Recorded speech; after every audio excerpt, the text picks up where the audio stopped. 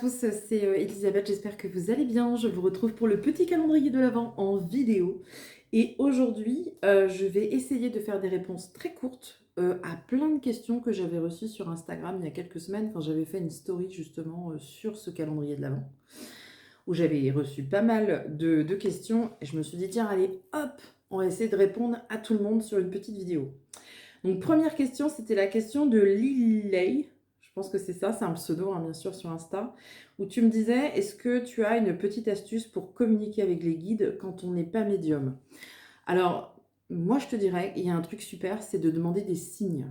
Tu demandes un signe à ton guide, mais tu demandes un signe un peu tendu, tu vois, un truc que tu peux pas forcément voir tout le temps. Donc, admettons, tu as envie de changer. Tu as envie de changer de travail, par exemple, mais tu veux la validation de ton guide. Le matin, tu vois, tu es dans ta salle de bain, tu es en train de te préparer, et puis tu vas demander à ton guide, tiens, voilà, s'il faut que je change de travail, est-ce que tu peux me montrer ça dans la journée? Moi, je vais toujours aller chercher des trucs vraiment tordus, parce que quand je dis tordu, c'est-à-dire, je sais pas, moi je suis capable de demander à mon guide, montre-moi une tortue bleue avec une cape jaune et une casquette verte. Voilà. Et si tu me montres ça, ça veut dire que c'est bon, je peux changer de travail. Tu vois? Et moi-même, je suis médium, je communique avec mes guides tout le temps, mais je suis sceptique. J'ai un mental béton, moi. Donc, même quand mes guides ils me disent un truc, Elisabeth, faut que tu fasses ça, ou Elisabeth, tiens, pourquoi tu ferais pas ça? Je vais me dire, ouais, hein, ça se trouve, c'est un piège. Donc je vais leur demander, est-ce que vous pouvez me montrer ça?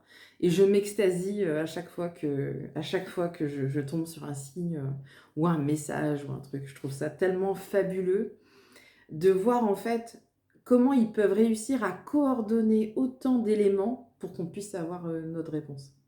Je te jure, essaye ça, tu verras, c'est un truc de dingue.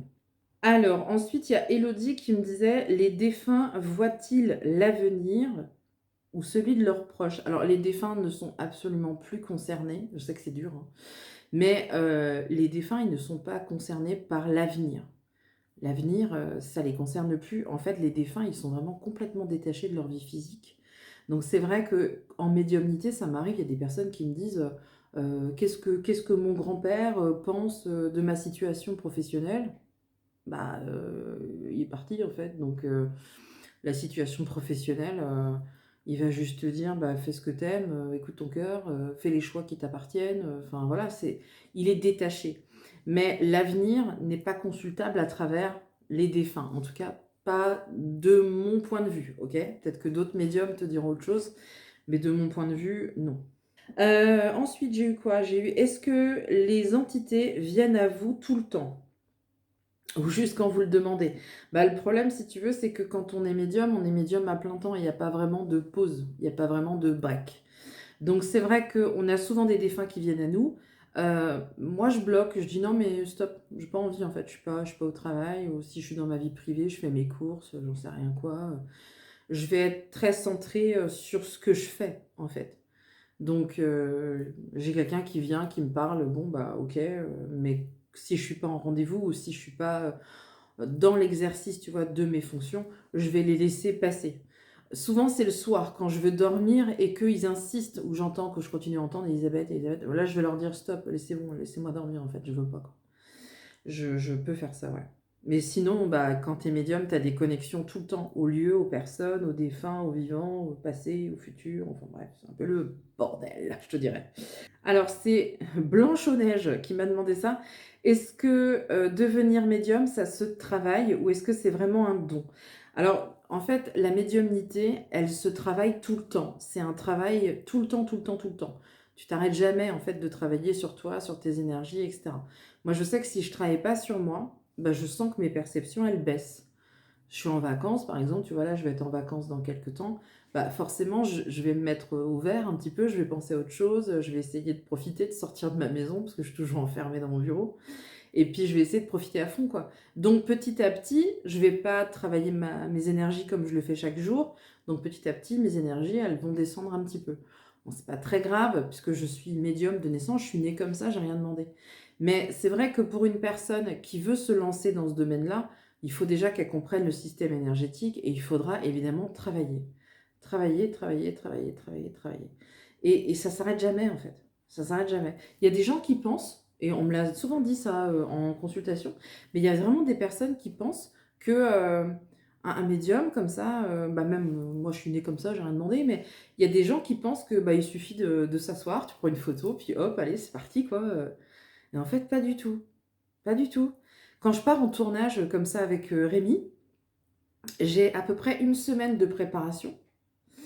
Très souvent sur place, je fais beaucoup de rituels, de purification, je me nettoie et cetera. Je fais très attention à ça maintenant et après, j'ai à peu près encore une semaine de récupération, tu vois? Pour me remettre de mes énergies, de ce que j'ai vécu, des émotions aussi, voilà. Il y a vraiment ça me prend 3 semaines finalement.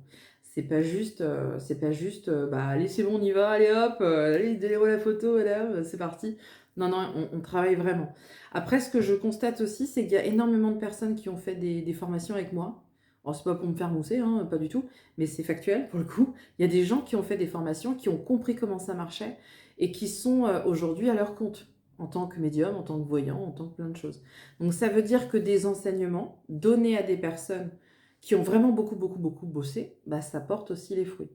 Donc tu vois, je pense qu'encore une fois, il y a plusieurs types de médiumnité, il y a plusieurs types aussi de ressentis, il y a plusieurs... C'est vraiment c'est vraiment quelque chose de très complexe et à la fois très simple. Mais je pense qu'effectivement, quand on s'investit à fond là-dedans et quand on comprend comment ça marche et qu'on fait les actions nécessaires, je pense que ça peut très bien fonctionner, ouais. Alors, ensuite, c'est Madison qui m'a demandé, est-ce que tu aurais un conseil pour débuter dans le paranormal? Alors, je pense que cette question, ça serait plus, je dirais, plus simple de la poser à Rémi, qui pourrait répondre à cette question, parce que moi, je suis en fait Rémi dans ses enquêtes, mais c'est clairement pas ma spécialité, le paranormal.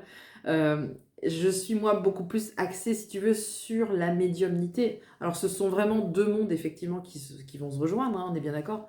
Mais tu vois, il faudrait peut-être plus que tu poses la question à Rémi, qui est vraiment spécialisé là-dedans et qui fait ça depuis plusieurs années maintenant, et qui aura vraiment les conseils avisés pour que tu puisses te lancer dans le paranormal. Moi, c'est si tu veux te lancer dans la médiumnité, tu vois, là, je peux te conseiller, mais dans le para, c'est pas mon domaine. C'était Charlotte qui me disait, qu'est-ce que tu préfères dans ton métier? Dans mon métier, en fait, j'ai fait en sorte de ne jamais faire la même chose. Parce que sinon, ça c'est moi, hein, c'est propre à moi. C'est-à-dire que si je fais toujours la même chose tous les jours, je vais très très vite m'ennuyer. Il faut que ça bouge, il faut que ça change, il faut que ce soit des journées très différentes d'une journée à l'autre, si tu veux. Donc, il y a des jours où je vais être chez moi, je vais faire de la médiumnité, de la voyance. Moi, ce que j'aime bien en médiumnité notamment, c'est quand la personne est touchée, tu vois. Tu sens que le message que tu lui donnes a une importance énorme. Là, j'ai l'impression que j'ai bien fait mon job. J'aime bien faire des guidances aussi, parce que les guidances, c'est donner toutes les clés à quelqu'un pour qu'il réussisse. Donc c'est génial, c'est que tu l'accompagnes dans un changement, dans une transition, dans une évolution, et tu l'aides à aller mieux et à se dépasser peut-être aussi. La voyance, j'adore les séances de voyance quand elles sont, comment je te dirais, quand c'est des personnes, j'ai des personnes qui viennent me voir une fois par an, mais depuis des années. C'est comme ça, ils font leur séance une fois par an, ils prennent des notes, ils écrivent tout, et ils reviennent l'année suivante en me disant c'est dingue, vous m'aviez dit ça s'est passé comme ça, j'ai fait ce que vous avez dit, ça s'est passé machin. C'est un truc de fou. Et ça, je trouve que c'est hyper bénéfique parce que c'est des personnes qui sont voilà, qui suivent vraiment la direction que leur indiquent les cartes, les guides, etc. Ce que j'adore aussi, bah, forcément, c'est l'accompagnement en fin de vie. Ça, c'est un truc que j'arrêterai jamais, je pense pas, en tout cas pas aujourd'hui. Parce que c'est des leçons de vie à chaque fois. Franchement, c'est ça a complètement changé ma vision de la vie. J'ai pas d'autres mots, tu vois. Tellement tu te rends compte que tu conscientises que tu te prends la tête pour des trucs qui sont complètement futiles alors que tu es en bonne santé, tu vois. Et je pense qu'aujourd'hui, dans tous les choix que je fais, même dans les choix de vie perso, avec mes enfants, enfin avec mes proches, n'importe quoi, je pense que d'être passé par cette case-là, ça m'a fait aussi me rendre compte que parfois, on n'a pas le temps, en fait. La fragilité du temps. C'est-à-dire que quelqu'un qui gamberge dans une situation en se disant, «Est-ce que je vais changer de boulot? Est-ce que?» Mais en fait, tu as pas le temps. Est-ce que les choix que tu fais aujourd'hui seraient les mêmes si on te disait: «Madame, vous êtes gravement malade et en fait, il vous reste 6 mois à vivre»? Quand je dis ça aux gens, ils disent: «Ah bah non». OK, bah alors fais comme si en fait, tu allais mourir dans 6 mois et passe à l'action, quoi. Et comment je te dirais? Ouais, cette vision des choses, je l'ai vraiment acquise dans, cette expérience-là. Où aujourd'hui, je me dis: «Mais en fait, on n'a qu'une vie, quoi. Tu as envie de faire ça, mais fais-le, te pose même pas la question. Tu as envie d'aller là, vas-y, fais, fonce, toutes les opportunités, de toute façon, sont bonnes à prendre, c'est des expériences de vie. Quand tu as la chance d'être en bonne santé, tu pas le temps de réfléchir. Et ça, notamment dans les relations aussi, hein. Des personnes qui viennent me voir en me disant: «Je suis amoureuse de mon collègue de travail depuis 6 mois». Oh, d'accord, et vous lui avez dit? «Non».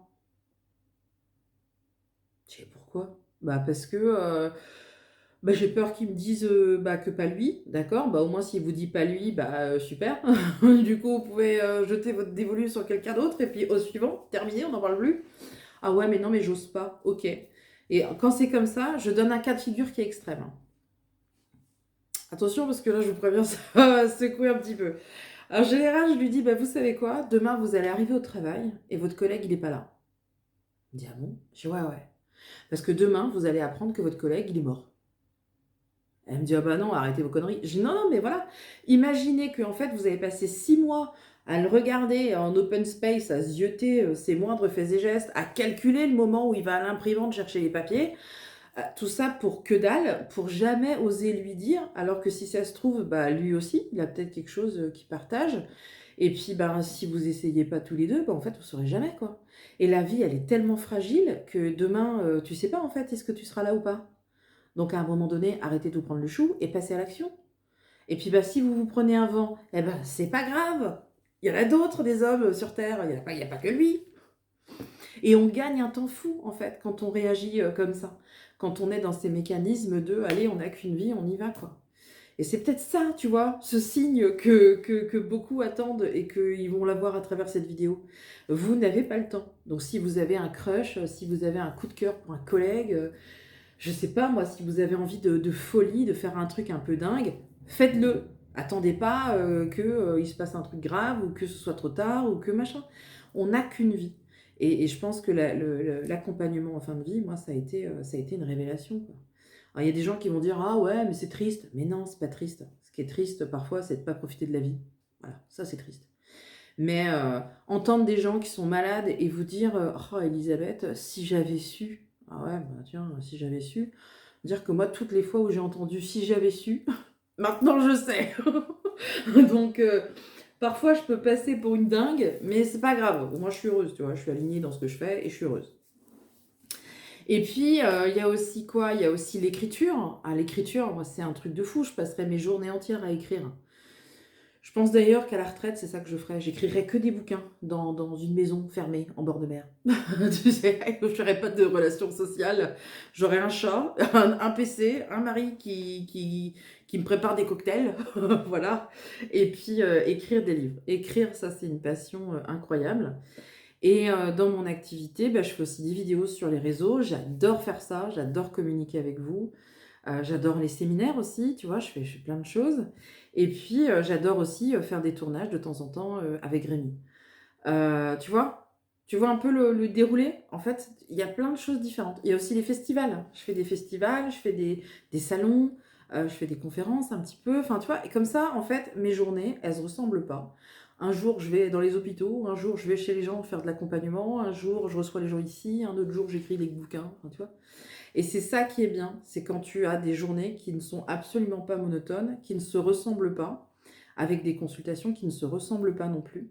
Et c'est ça justement que j'aime dans mon travail, c'est toute cette variété et puis c'est de rencontrer aussi des gens qui sont très différents, mais qui au final ont certainement besoin d'aide, qui ont besoin d'accompagnement, qui ont besoin d'écoute, qui ont besoin de conseils. Et puis, quand on les recroise, ces gens-là, quelques temps plus tard et qu'on voit que les choses ont changé, que les situations ont bougé, qu'ils ont rencontré, la femme ou l'homme de leur vie et puis qu'ils vous disent: «Ah bah merci, hein, parce que, votre consultation, ça a été une révélation et cetera. Bah, là, tu sais que ce que tu fais, c'est beau. C'est merveilleux et quand tu transmets un message à quelqu'un, quand tu peux, soulager une brûlure ou des effets secondaires de chimiothérapie et que les gens, sont en larmes dans tes bras en te disant: «Merci, oh là là, c'est formidable ce que vous avez fait» et cetera. Et ben, c'est ça le remerciement. Donc c'est vrai que c'est un métier qui est difficile parce que émotionnellement c'est pas évident d'être confronté tout le temps ou en tout cas très régulièrement à la douleur, au malheur aussi, aux peines de cœur, aux peines de plein de choses. Mais en même temps, c'est un très, très beau métier qui nous fait grandir et qui nous permet, certainement de devenir, toujours un peu plus authentique. Voilà, voilà. J'espère en tout cas que mes réponses vous auront plu et puis je vous retrouve demain pour la suite du calendrier de l'Avent. Salut!